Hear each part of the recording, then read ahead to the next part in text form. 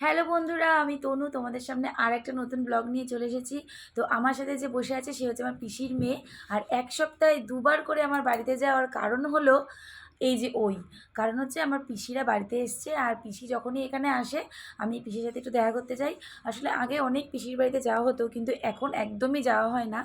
তো সেই কারণে পিসির সাথে একটু দেখা করতে গেছি।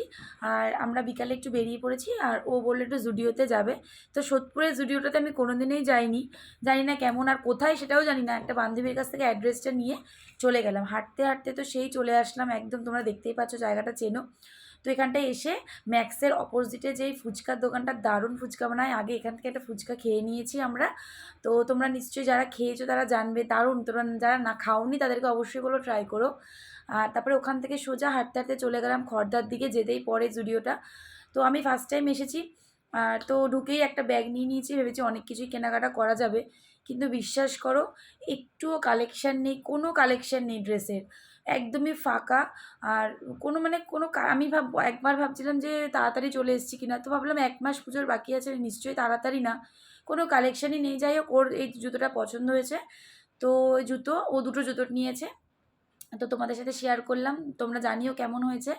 আর ও খুব স্লিপার, যেহেতু অনেকটা লম্বা, তো সেই কারণে ও এরকম স্লিপার জুতোগুলো পছন্দ করে। তো এরকম একটা জুতো নিয়েছে। তো তারপরে নিয়ে বেশি কালেকশন ছিল না, আমরা বেরিয়ে এসেছি। আর এখানে দেখো ব্রিজের নিচ থেকে, এখান থেকে আমরা নিয়েছি প্যান ফ্রাইড মোমো আর চাউমিন আর স্টিম মোমো আমার বাড়ির জন্য নিয়ে গেছি। তো খেয়ে বাড়িতে চলে এসেছি। আর দেখো বাড়িতে যেতে যেতে রাস্তায়, এখন তোমরা সবাই জানো,